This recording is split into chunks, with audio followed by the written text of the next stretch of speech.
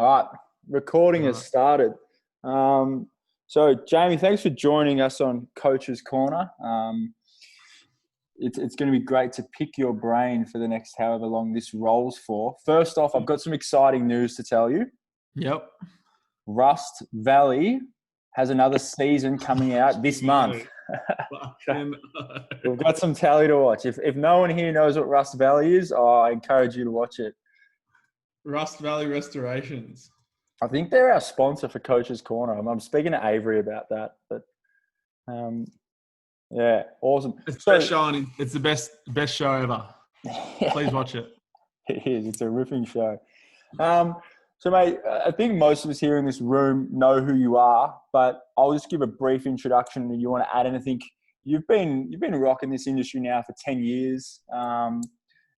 As you said, we grew up playing a bit of footy together when we were 15 to 18. We've both just been in the industry, chatting to each other over the course of the time before we didn't live together.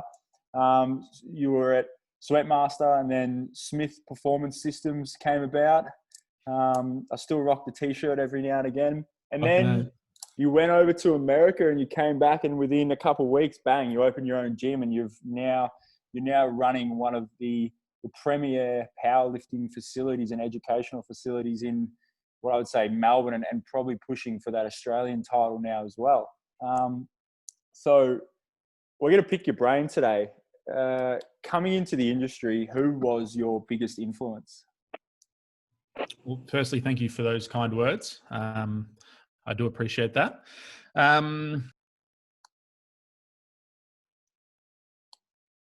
Oh, sorry. I just muted you, Jamie. Mute. Why are you muting me? Mate, user error. I'm shocking at this thing. Sorry about that, everyone. It's the first crack. So yeah, you touched on it, but so my career I call it, there's two main chapters I have. I think I'm starting the next chapter now as I transition to more business. But initially I was just a personal trainer. Like most people start off coaching Gen Pop and all that sort of stuff, and didn't really know what I was doing. Didn't really know. I didn't really know anything, I'll be honest. I still don't think I really know that much, but I didn't really know much. And it didn't really start to evolve for me of what a coach could be for somebody until I hired my first coach. And my first coach was actually John Paul Cowkey, who now runs the Strength Fortress. He's a powerlifting coach. And he really taught me the initial qualities that a coach can hand over to an athlete. I was an athlete back then. I used to do powerlifting. I just started powerlifting. But some of those like support network, education, and all that sort of stuff that I could take from a coach. And until I experienced that from being coached, I didn't even know what any of that stuff was. I was just writing sets and reps on a program, making it up, writing on the whiteboard, rubbing it off at the end of the session, and just throwing shit against the wall, really. It wasn't until I undertook that journey of being a client for John Paul Cowkey at Woodford Sports Science Consulting, who's the next person that we will discuss. But John Paul was definitely the initial flame that lit under me to actually learn how to be a good coach. And it was far more than just the barbell and the sets and reps, as I discussed. And obviously through that process, I actually hired John Paul because I went to Woodford Sports Science Consulting. Just as he started up, I was lucky enough that he opened up in Moorabbin. I lived in East Bentley. It's literally the next suburb across. And I just walked in there and I chatted with Woodford or Christian, and Christian became almost like the person I idolized in Australia. I'd always looked at American coaches and looked at American systems. The big three for me were always Eric Cressy, Joe DeFranco, and Mike Boyle. I'd also put Mike Robertson in there, but he wasn't at that point in time, wasn't really the wasn't really at the forefront, but he's definitely in there now. And I see what Indianapolis Fitness and Sports Training Facility and Bill Hartman have done for the development of our entire industry, more than probably most people realize.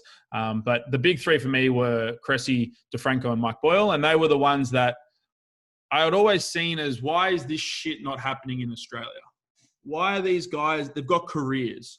You look at American S&C or American Fitness, and there's guys that have been doing it for 20, 30 years, but they're not just doing it for 20, 30 years. They're progressing, they're evolving, they're adapting, they're going online, they're doing all this stuff. And then when you looked at Australia, this was probably 6 or 7 years ago, you look at Australia and there was just fucking nothing. There was literally not a single person. Woodford was the first person that popped up and said, fuck this. I'm going to take this thing by the horns. I'm going to put myself out there. I'm going to create content. I'm going to stick my neck out. I'm going to make outlandish statements about random things just to stir the pot and actually generate interest in our industry. But I can guarantee you that without what he did for our industry, and we were in the hotbed of it because we were in Melbourne, but without what he did for Australian strength and conditioning specifically, but the overflow of that into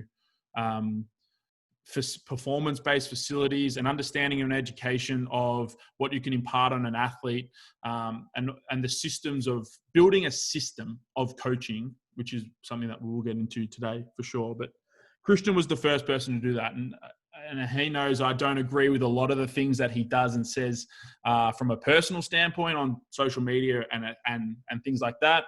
We've had discussions about it, so I'm all right to say that here. But in terms of the first person to really show me that it was a potential in Australia to do what American coaches have done, Christian Woodford is without a doubt, and I will say it till my grave, he is the person that inspired pretty much everything I've ever done, and given me the confidence to go and do or go and take the steps that I thought I needed to actually build a career. And I like to think that I am in the process of now building a career in the industry. So Christian Woodford is the man that I would say ignited. And I know there's a couple heads already nodding here that we're all in the same. Jared, you work for him. Jack, I know you were there for a little bit. So yeah, most props go to him. But throughout that initial first 4 years, that would be the first chapter of my development as a coach. The second chapter, I would say, is after I went to Cressy Sports Performance. So Eric Cressy actually went and interned over there for 5 months and did a 6-month stint in America learning. I went to Indianapolis Fitness and Sports Training as well with IFAST with Bill Hartman and Mike Robertson, which is where that sort of kicked off for me as well. But the process for going to America and going under and taking that internship was I actually started working at an AFL club. I got hired as the VFL strength coach, and then an internship with the AFL position as well in the sports science department. And long story short, I lost that position very quickly. I actually was only there for about 8 weeks.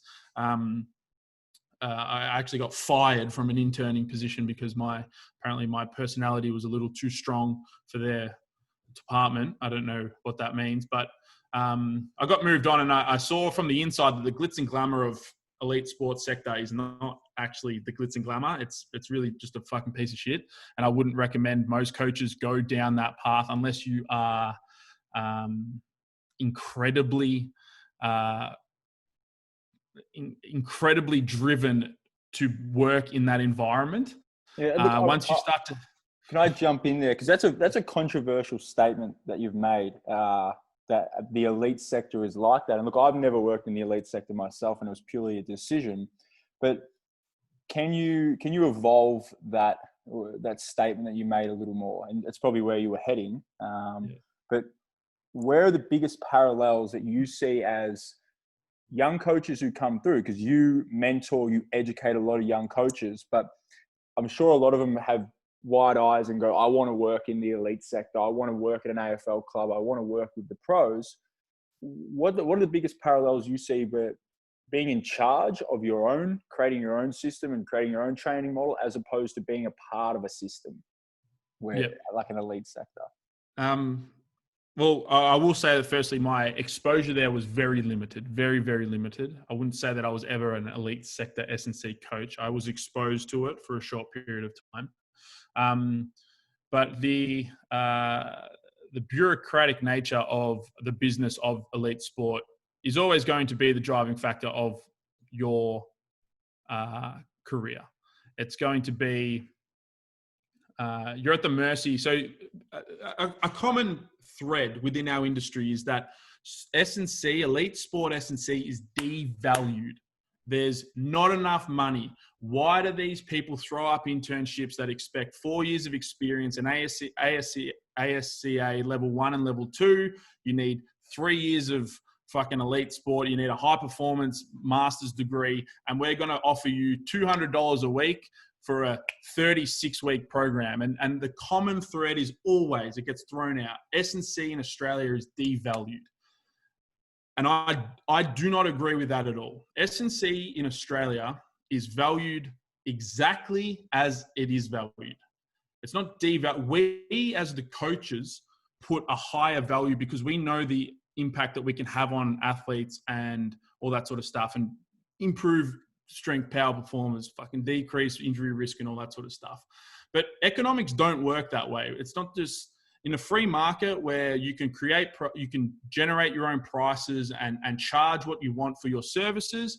The AFL clubs, the VFL clubs, the A-League clubs and all this sort of stuff, they value your position at $20,000 a year for 30 hours a week, 40 hours a week, 60 hours a week, 70 hours a week. And they know that the impact you have as an individual on the club can be exactly mirrored by any other number of coaches within the industry. So they value your position at that price point, and they know someone's going to take it, and they know that person that takes it is probably going to generate the same results that you would as an individual because you hold your value higher. So I don't think that S&C in Australia is undervalued because clubs wouldn't do that. If clubs saw higher, greater amounts of monetary value and monetary investment into you as a coach and your results for the team, you would be paid more. You would be paid what a head coach could be paid, or you'd be paid what an assistant coach could be paid. But we're not. We're paid the bottom rung because we are the bottom rung of value for these organizations.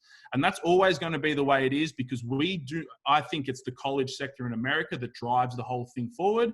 The college sector can offer young players and young coaches an opportunity to provide value to families of students to get scholarships to high performing industry leading colleges. That is what drives the entire S&C projection in America and why it's so much greater. We do not have that. We have junior clubs that then just get cut off and then just jump. You either make AFL or you don't play. I'm using AFL as a thing there. We don't have this stepping stone that provides a whole lot more value where if you can take a kid who maybe goes to a Div 2 school, but then you give him the hard skill set to actually get the scholarship to a Div 1 school, and all of a sudden his $100,000 education is now paid for over the 4-year process, and he leaves that. Of course, there's going to be so much more money and interest in developing kids and developing junior athletes in America. It just doesn't happen here. So that our whole value of S&C is just never going to mirror what is in America. So the idea that the private sector is devalued in Australia, I do not agree with at all. The elite sector is devalued in Australia at all. And that coincides with the job scarcity and the risk of working in those sectors. You're at the mercy of the high performance manager maintaining their job, who's at the mercy of the head coach or the vice coach or the second, I don't even know anymore. I don't follow any of it. The secondary coach, whatever that is, assistant coach. If any of those guys lose their job, high performance manager probably is going to lose their job. And then you're going to get a washout. And then all of a sudden you're on edge year to year working for 50, 60 hours a week at $30,000 to $40,000. It just doesn't show any interest to me for Australian S&C.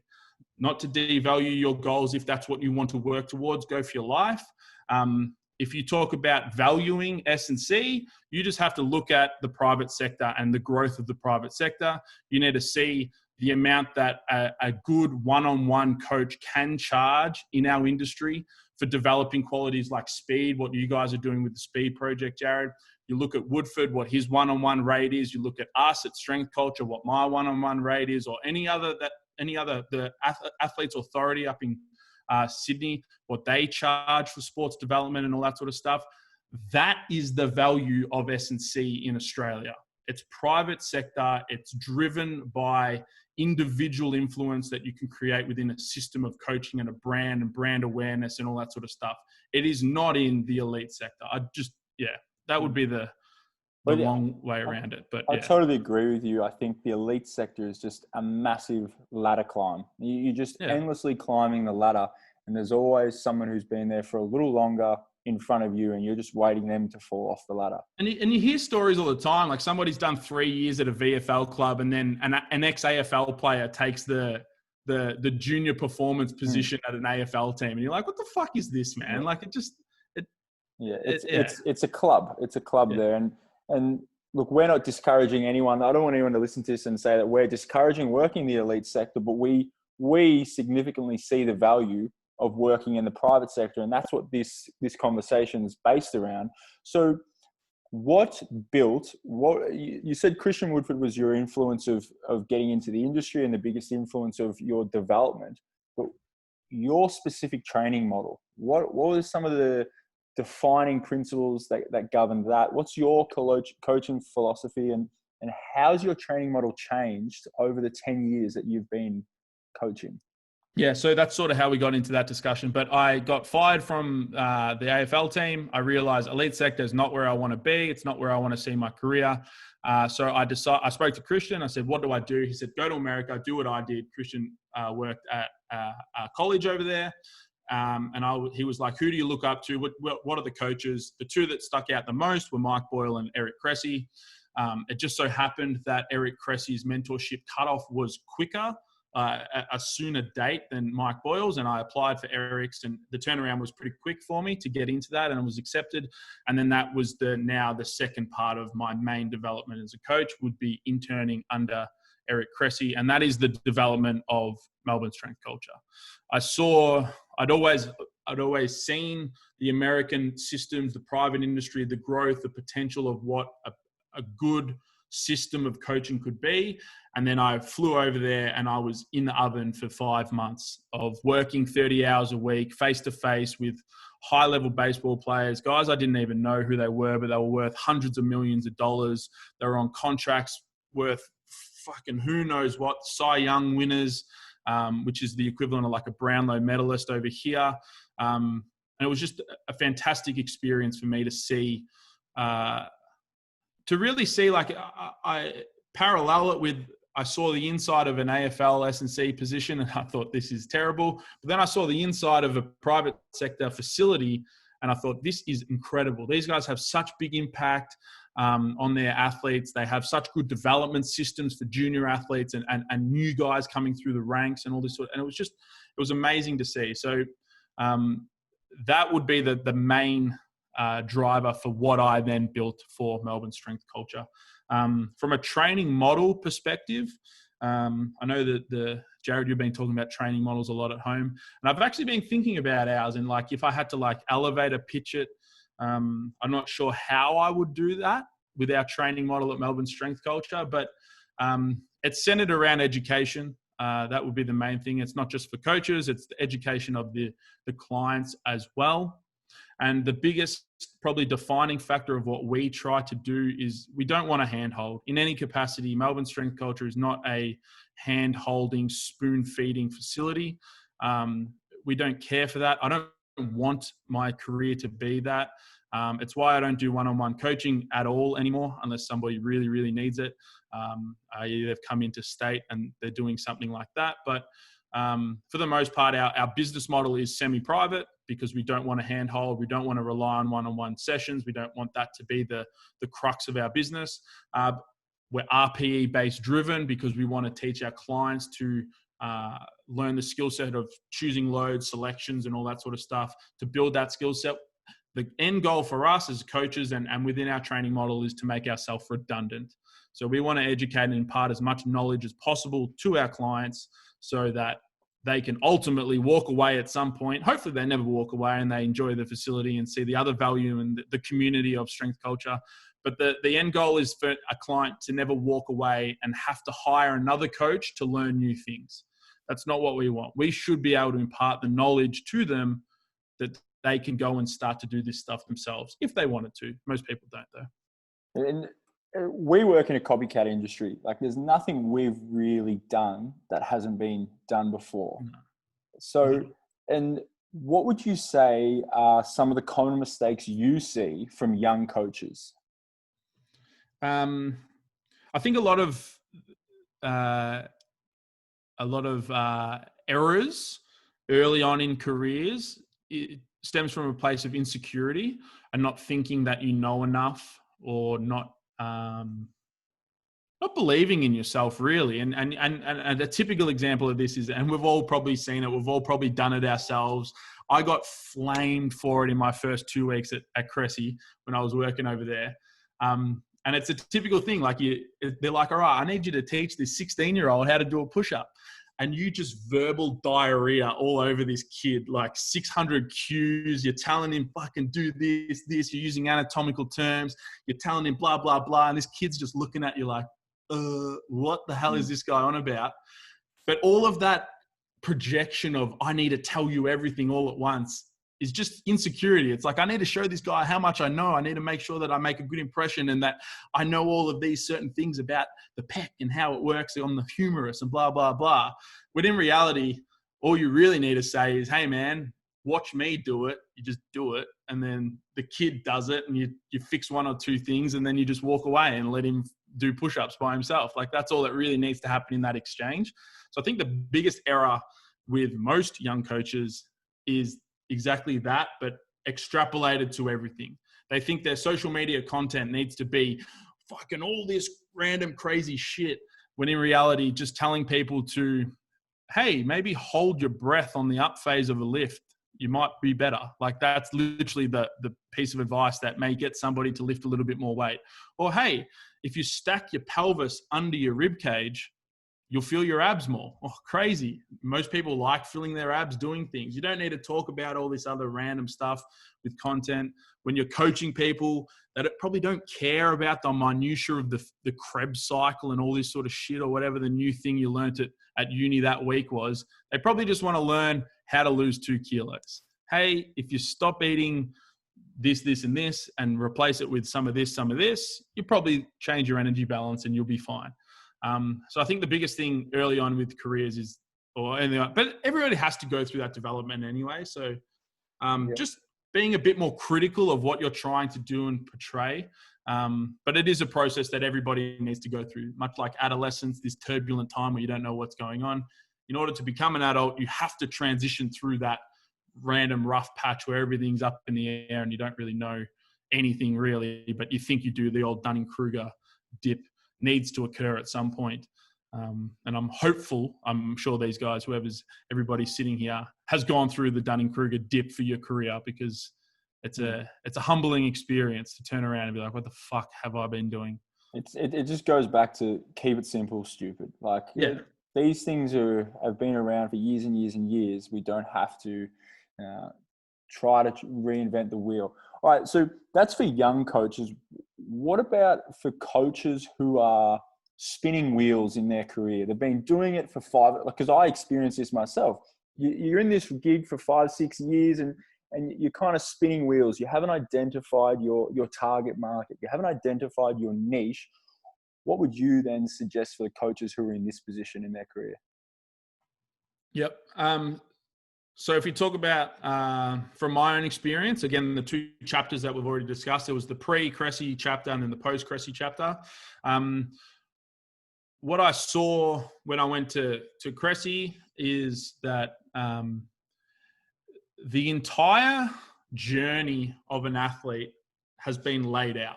You've set this, it's just a system, it's a training system, it's a training philosophy, but there's a system that somebody joins into your business for.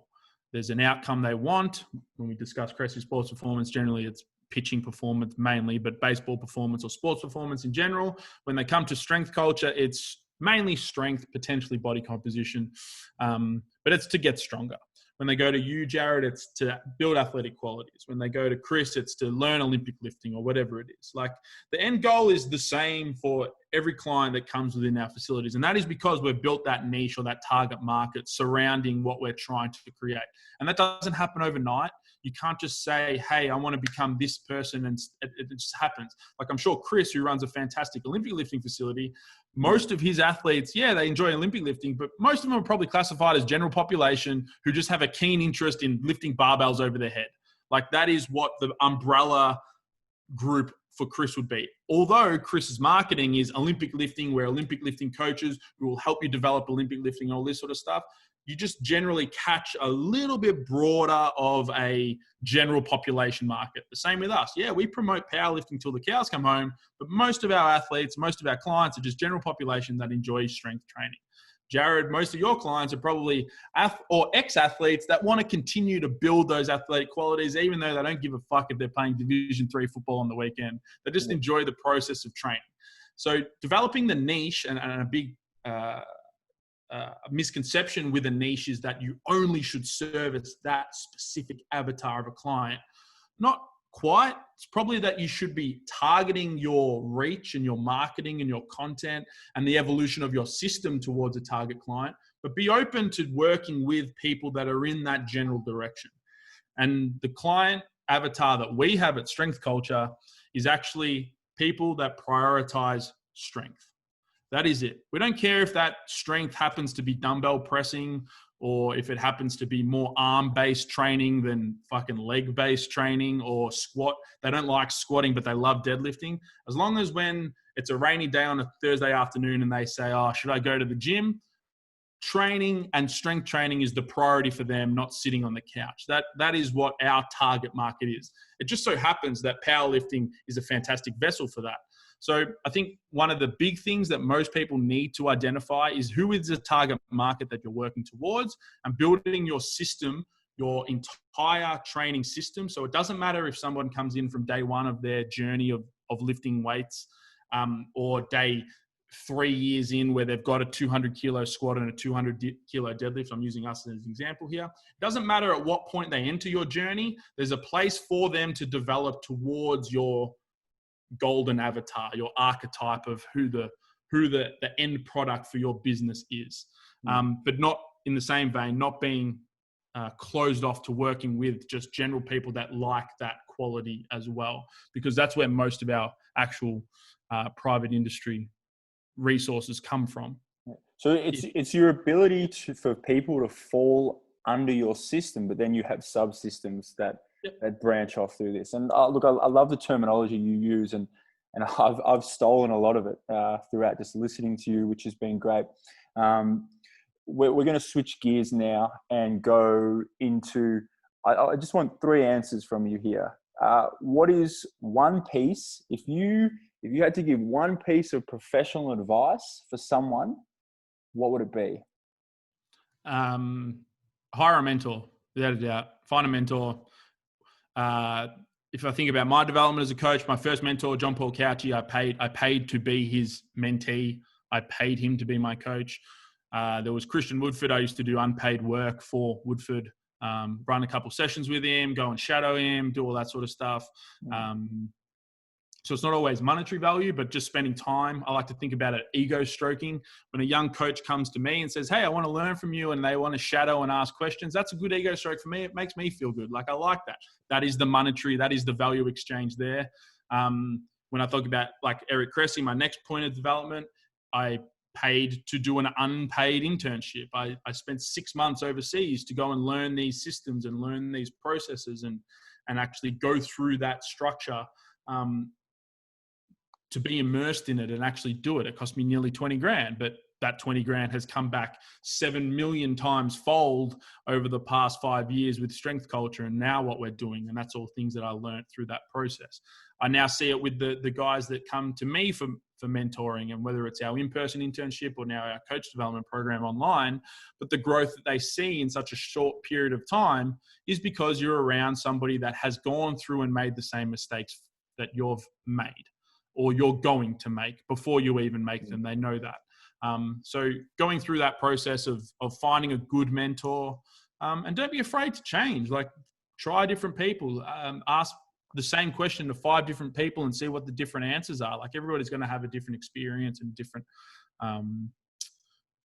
different approach, but ultimately the governing principles of progression within our industry should be pretty darn similar, client focused, and something that aligns to your coaching philosophy that you've identified.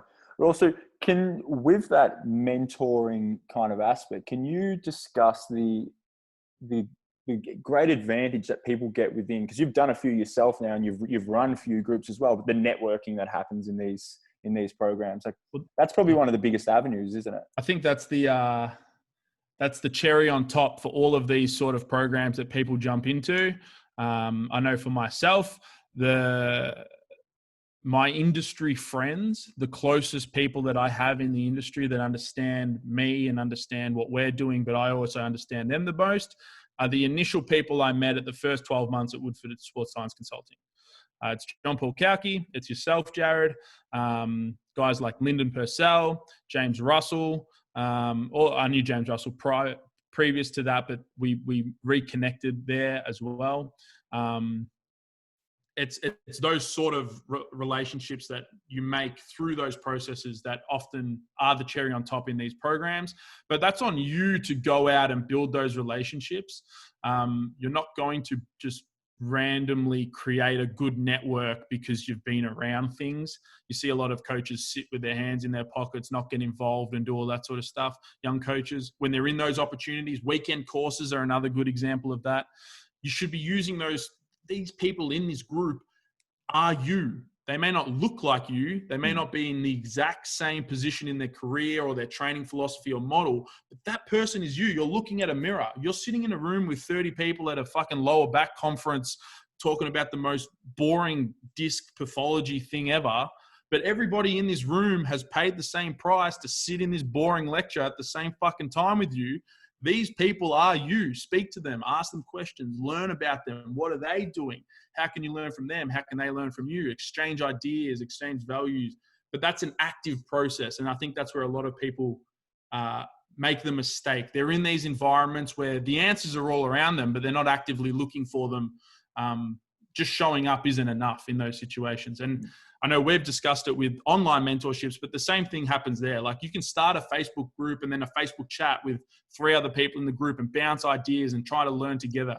I can guarantee you in 2 years' time, when one of those guys is running a nice facility and you want to start your own facility, you could ask him questions and learn from him down the track. Yeah. Everybody in this group, like everybody here, should know each other at some point. They should reach out. Hey, it was really cool to have you in here. Like, would like to chat more about this, and this, or whatever, just to learn things about other people. So I think that is the cherry on top with a lot of those avenues. Getting outside our circle. Yeah, but it has to be active. You have to be active in that process. You're not going to build a network being passive at all. It's not going to happen. I really like that answer, mate.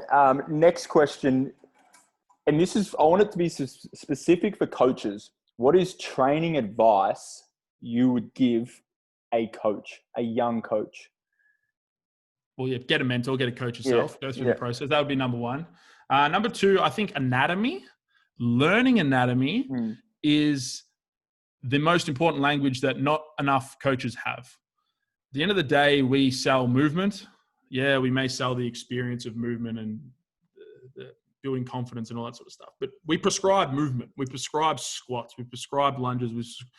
You should understand what the actual body is doing through those processes and what happens when you move or change one thing, and understand the difference between flexion and extension, and understand the difference between ER and IR.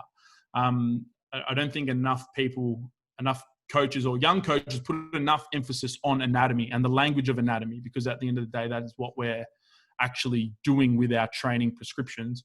It also doubles up that you can when discussing and networking with allied health professionals, it can be very, very helpful as well to learn and understand their processes a little bit better, so you can identify and help your own clients more so, and know when to refer and when not to refer. But definitely, I think, and I don't even remember what the question was, but definitely learning anatomy, I think, is a missed bubble for a lot of young coaches. They don't put enough emphasis on there. So you've given us two really valuable answers there in terms of how to develop ourselves as coaches. Let's roll into, what is a recommended textbook you would encourage that every coach should read? Like, I know you've got one that you give. It's the Barefoot Investor to people in your mentorship program. Personal finance. Yeah. Barefoot So Investor. outside of that one, let's push that one to the side. That gets put on the shelf. What's another book? That's still the first one. That's still the first one. Barefoot Investor, number one. Read that. Then read Profit First by Mike Michalowicz, and input Profit First systems into your business. You will thank me later, but within 2 months, you will realize so much more about finance. That would be the first two. But in terms of like hard skills, the Juggernaut Training Systems Scientific Principles of Strength Training is always my number one, without a doubt. Another really good textbook that I would recommend is just a basic physiology textbook. I think I have a Vander's physiology textbook, but just choose a university-based introduction 101 physiology, exercise physiology, or human physiology. Don't read studies. Studies are a waste of time. Use textbooks. They have already refined all of the key ingredients to what needs to be learned for you as a coach. Studies are fun to look at and to learn minutia-based things, but textbooks will teach you far more. I have a Gray's Anatomy textbook, which is anatomy based. It's actually surgical grade, but I really like the nitty gritty of anatomy and certain specific insertion points and all that sort of stuff. Nerves, cell anatomy and all that sort of stuff is cool as well. But that would be my main three. Juggernaut, we'll name four. The finance ones, Barefoot Investor, Profit First, because at the end of the day, we're in the business of money, so we probably need to learn how to manage it. But Juggernaut Training, Scientific Principles of Strength Training, a really good physiology-based textbook, and a really good anatomy-based textbook. And I think we'll be well on our way for understanding what's actually going on. Awesome. Now, here comes the doozy. What's something, and it may not be within our industry, what's something you'll never do again? Let's just give us a mistake Jamie Smith has made. I wouldn't go to Vegas again. I think I'm done with Vegas. Done with Vegas? I'm done with Vegas. That's a lie. If someone had a Bucks party in Vegas, I'd go. What would I do? I saw this on the question list, and I honestly couldn't think of anything. I don't regret doing anything. Okay, let's restructure the question, because I'm sure like a lot of people come to you, and a lot of people ask me the question of, what should I do? What should I do? What should I do? But what's something you would encourage someone not to do within our industry? Or what's something that you've just stuffed up so royally, or you've gone, that wasn't a worthwhile experience doing it? I think don't be afraid to say, I don't know. I think that's a key thing. Don't try to put a facade up that you have the answers in situations. I'm talking more like clients who are coming to you for advice or for training outcomes and all that sort of stuff. And if it, like we talk about niche popular, I'm not going to take it. Chris is sitting right next to me here in this Zoom chat, but I'm not going to take a Ollie lifting client and try and fumble my way through this Ollie lifting progression scream that I learned 6 years ago with the fucking jump shrug and all this crap. Like, I'm just not going to try and do that anymore, because it's just not who I am. I'm not good at it. I know there's other people out there that are far better suited for it. And that's just one example. But don't be afraid to tell a client, like, I can't help you anymore, or your goals have changed. They don't fit within my system. They don't fit within my business. They don't fit within me. Don't be afraid to say somewhere, look, if you're not willing to take my price point, I can't work with you. This is my price point. Don't be afraid to say no. And don't be afraid to say, like, I don't know. It's stay in your lane. Like, understand your scope. And if you've created these networks that you've been a big advocate for, you have the ability to go, all right, you want ACL rehab, go see this person and they'll help you. And you know what? 9 times out of 10, they probably come back to you. They'll come back, Or 100%. it comes back in spades where someone else will go, Jared, I want to do powerlifting. Guess what? I know absolutely minimal about powerlifting, but you know who does? Yeah. The gym down the road. They specialize in it. So I think our ability to disperse things evenly out through, if it's not within our scope, is really important. Now, look, mate, I'm going to leave my questions there. Thank you very much. I'm going to throw open to if anyone in here wants to ask Jamie a question. I'm sure people have their own questions that maybe the whole group would want to hear as well. So if anyone's got a question, jump in now. No. How do I see everyone? You can unmute yourself and launch. I don't know if there will be any questions. There's a chat box as well. You can use the chat box. But seriously, has anyone actually read Profit First? Jacob? Spend $16 in the next fucking 6 minutes. Buy the audio book. There it is right there, Hey, David Dobson. Dave. Yeah. And read Profit First. That'd be my last piece of advice if no one has any questions. What was your biggest takeaway from it? Prioritizing profit as the whole concept is, well, I think it's kind of been debunked now, but the whole idea is that you should eat off a smaller plate because you eat less calories because you got to put less food on your plate. But I think it's actually been debunked in the studies that people just go back for seconds or they just pile on their plate more or whatever the fuck. But the way that he uses it is if you think about your business as a turkey, and he uses Thanksgiving, but your business is a turkey and you've got to feed your whole family. You got fucking 30 people that want to eat this turkey here in front of you. And you're the first person to the turkey. How much do you take? Like, what is the amount that you should take out of this turkey? To make sure that there's still enough for the last guy at the end, the smallest cousin on the backside of the line. And the whole idea is that you need to learn to ration your turkey or ration your business finance in a way. And the way in which you should do that and prioritize the outcome first being profit is you should take your profit first. Set your profit margin, take it off the top of your business before the month starts, and then learn to run your business off the smaller turkey. And then you just start to cut and you find all these... It has changed. The last nearly 12 months of my business, even through COVID, has been incredibly easier financially because of that idea of prioritizing your profit outtake first and then learning to run the rest of it on the back end rather than being reactive and going, oh, I had a great month. I'm just going to go and blow $6,000 on equipment that I didn't need. It's almost the flip. It's like, all right, I'm going to buy some equipment. I need to make sure that all this stuff is still running. It's being proactive rather than reactive from a finance system. But it's the way that I just butchered the shit out of it. But the way he puts it is so much, it's such a good system. Yeah. Highly recommend. Highly recommend it more than anything else. I'll jump in with a question for you, Jamie. How did you go about building your brand back over here? Like what kind of questions or what kind of like purpose, mission statement, how did you go about building your brand and then using that to, I don't know, improve your reach and clientele? Yep.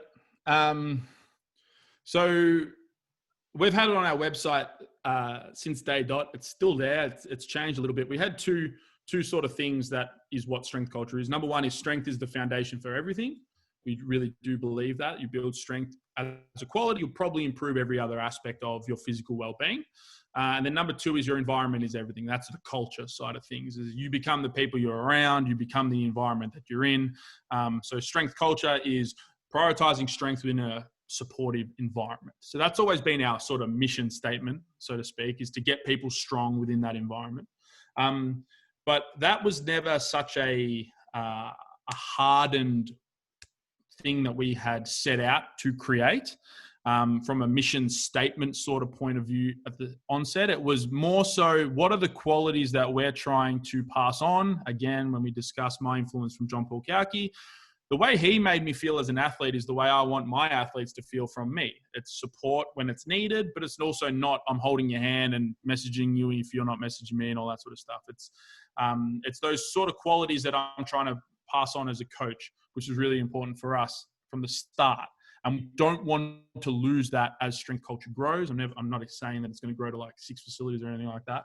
But as it grows and there's more staff involved and there's more coaches involved, we don't want to lose that sort of personal relationship that we have with our clients. That's probably always been the governing thing, being that strength is the foundation and the environment is everything. From a growth perspective in terms of branding, it happened about 12 months into the start of Strength Culture, was where we identified that we wanted to work with mainly powerlifters. That was sort of what we wanted to do. Reading Pete Dupuis's blogs, who is Cressy's secondary, not even secondary. They both started Cressy Sports Performance together with Tony Gentilcore, but he's slipped off and done his own thing. The two of them have been there since day one. And Pete discusses it as well in this idea of niching your market and trying to find your target market, which we've already discussed. It's really, really important, but it's also really important not to get blinded by that target market. It's all the things that we've already discussed, and working with everybody else. So we identified that the group that we wanted were powerlifting strength training. So that was where all of our branding was going to go towards. It's all of the results that we started sharing on social media. It's all of the content that we started producing with our social medias, being mainly YouTube and blog points at the time, and all of that sort of stuff. We didn't talk about calories because we didn't want body composition clients, because we don't want body composition client issues. We wanted strength issues. We wanted people to come to us because they had low back pain squatting. How can we improve their low back pain? That is a question that we're going to answer with some of the content we produced. So once we identified the niche we wanted to work with, it wasn't that we stopped working with everyone else. It was just that we stopped promoting that we worked with everybody else. And we really just hammer powerlifting content, strength training content, technique-based content. You want to get strong, we can help you based things. And the subsidy to that is when you're creating content with a brand in mind, try to be very specific to who the target audience you're targeting. Don't be afraid to use really low-level language, because most of the time, the people reading your content are probably newer lifters and newer based people that have an interest in what you're trying to teach. Me trying to teach a 10-year expert of powerlifting who squats 3 times their body weight about core positioning, he probably doesn't give a shit because he hasn't thought about his core positioning and he already squats 3 or 4 times his body weight. Who does care about core positioning will be a brand new lifter who is unsure of their technique, unsure about what to do and how to make that progress. They care about core positioning. So I need to use the language that they're trying to use or search for in YouTube or whatever. It's not this jargony, wishy-washy stuff. And I've still made that mistake, and a lot of people still do fall back in that. If I'm targeting coaches, I'm going to start getting anatomical. I'm going to start getting a little bit more specific with what I'm going for. But if I'm targeting just general clients, you probably want to dumb things down to their level, because that's the level that they're at. And you have to meet them where they're at and take them where you want them to go. You can't expect to meet them 2 years down the track because they're just not there. So really being specific with the branding and the voice that you're using through your content and your marketing and your branding in general is really, really important. Does that answer you? I think that answers your question. Yeah. And then going like off that, how have you then, so like powerlifting was your main focus back 12 months ago, and that's where you saw that you wanted your clientele to come from. So you 12 months in, 3 years ago. Yeah. Then how about now, I guess, how did you go about splitting your brand in the sense for, as like another example, trying to coach, have like half powerlifting, half body comp, but then for your example, maybe having half clientele powerlifting, but then half educational content coaches wise. How do you then go about showing your brand off when there's 2, I guess, streams or 2 avenues that you're trying to? Yeah. So this is actually something I've been grappling with this year.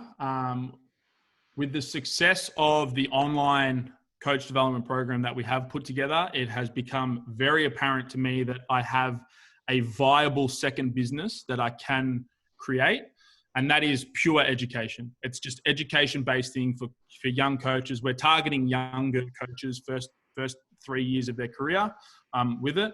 But that has now become a very key thing where if you look at our social media, not just recently because we got Donnie on board who's just creating cool things for us, but a lot of the educational based things are no longer portrayed on our main social media page. They're just portrayed on my personal social media page. So it might be a little bit different in that aspect because I have a set brand with the gym and my personal image is slowly transitioning to that more education based thing. So it's kind of an avenue that I can undertake. But if you've got, I'm assuming with you and Synergy, you've got sort of two routes you want. You want your powerlifting focus, you want your strength training, but also you enjoy body composition and changing that. So you've got these two sort of things. The great thing is they work so well together. They're synergistic in themselves. Strength performance is body composition performance. Body composition performance probably rides along with wanting to train more and get better at training, and using the performance-based thing as the outcome for both of those is probably what's going to create your direction with your content. So it will be the same thing. You can definitely brand both of you. Can look at JPS Health and Fitness. Like that is what they are. They're heavily body composition with people on stage winning bloody stupidly large trophies and huge medals for whatever reason in that sport they've got. But then there's also the powerlifting side of things. There's also the strength performance side of things as well. So look at what they're doing. How is their content? They've got a lot of before and after photos, but they've also got a lot of like strength technique based things. Like look at this person improve from here to here. It's just creating that content, choosing the market you're aiming for, using the right words for those people and driving down there. So it's not so much that if you've got two outcomes that you're going for, you're trying to split your business away from each other and creating like a mismatched business. It's how can these two things work together to actually get your outcomes forward. So yeah, I think that's the key thing, not trying to split it into two separate businesses. Yeah, because they're not. They're the same thing. They literally are.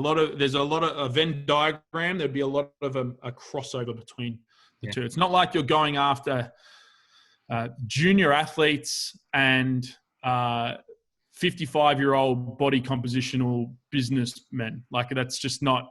That's a completely different target market.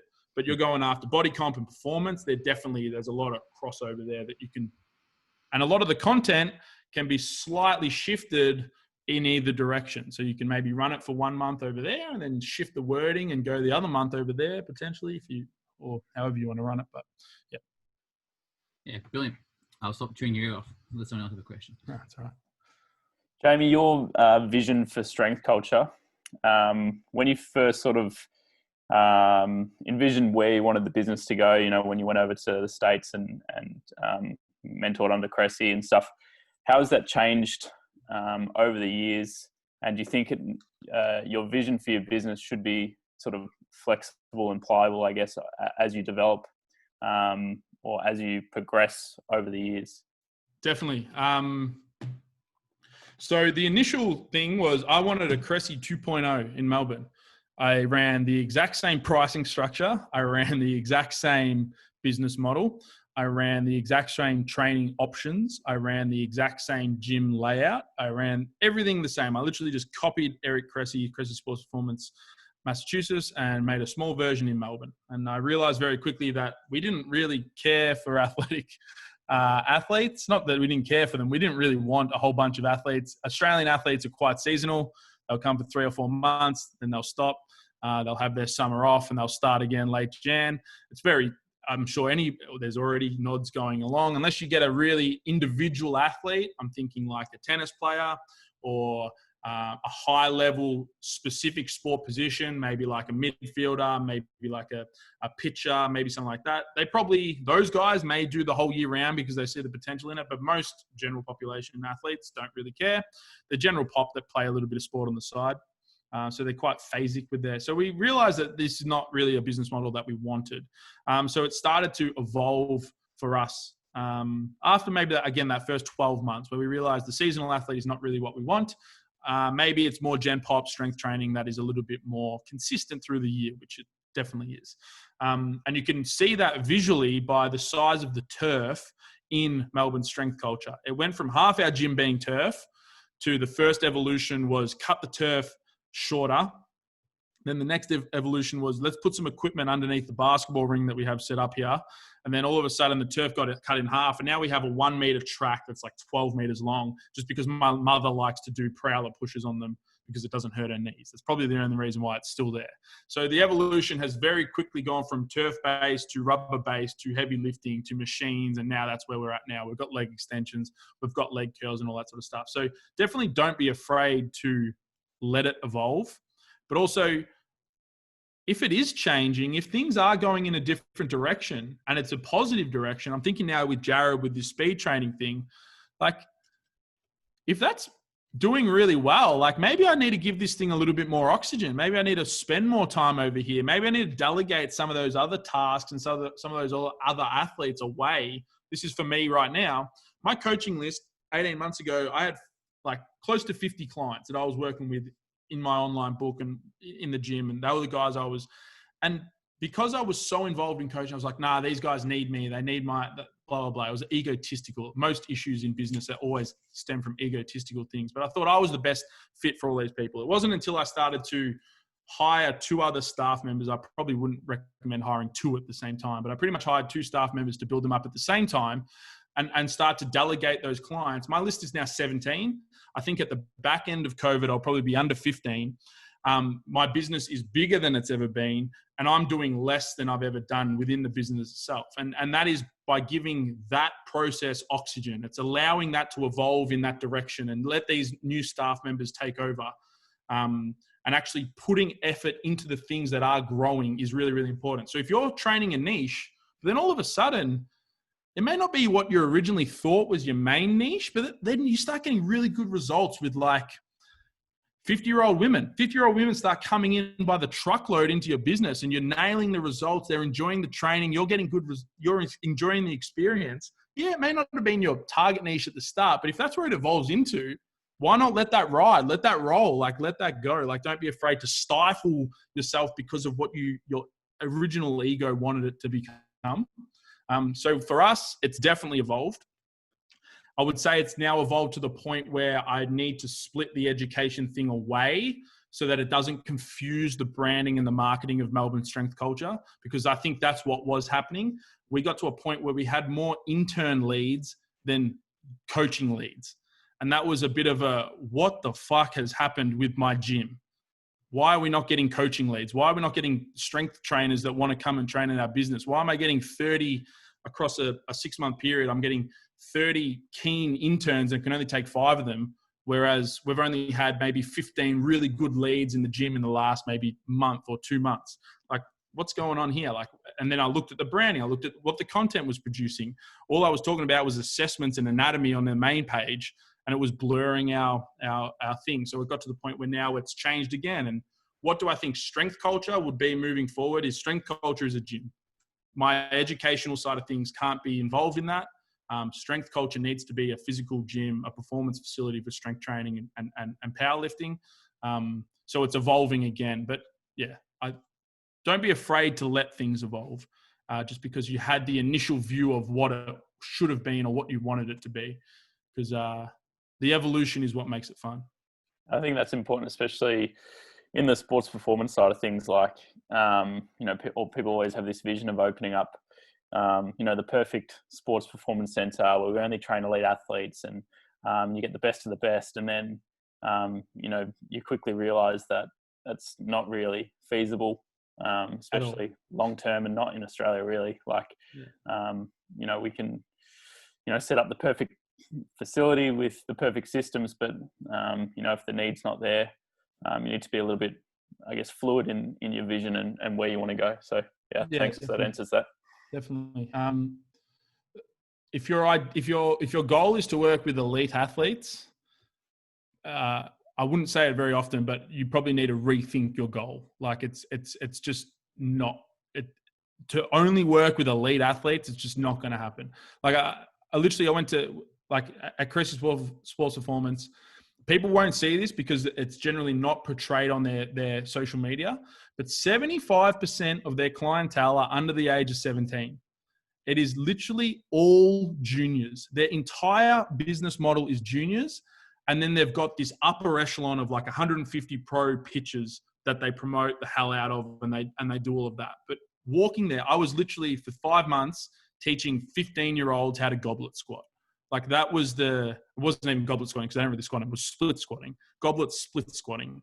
That's their business model. That you wouldn't really see that from the outside looking into this 100,000 followers on Instagram of their business and Eric Cressy and what he promotes. But their entire business model is junior athletes. And when I say junior, I mean junior, like 14-year-old kids. Their dad's like standing in the corner because they just want to watch their kid have their first training session and all that sort of stuff. Like it's a completely different thing. And Mike Boyle, very similar as well. The conveyor belt system. And I know Pat Wilson's here from Core Advantage, and I know this is something that Durham has battled with, is that a lot of their business was junior-based athletes. And how do they actually promote the older athletes to come here, the more experienced guys, the 21, 22, 23-year-olds, even Jared. Like Jared's sixth principle is mainly junior athletes, but it may not be what is seen from the outside. So also, yeah, you may actually, your vision for what you want to create may actually not even be possible from the people that you idolize and what they've actually built around you. So don't be afraid to change things up, for sure. Cool. I think we're done. Alrighty. I think that's a wrap. Mate, thanks heaps for your time. I hope this, a lot of people are going to watch this and get some really good insight into coaching and it actually being a business as well. And you are the business of your coaching, I guess, career. So thank you. I'll see you in a couple of days. Yeah, thank you very much. Thanks everyone for tuning in. Pulled chicken burgers and tacos. Can't Crazy. wait.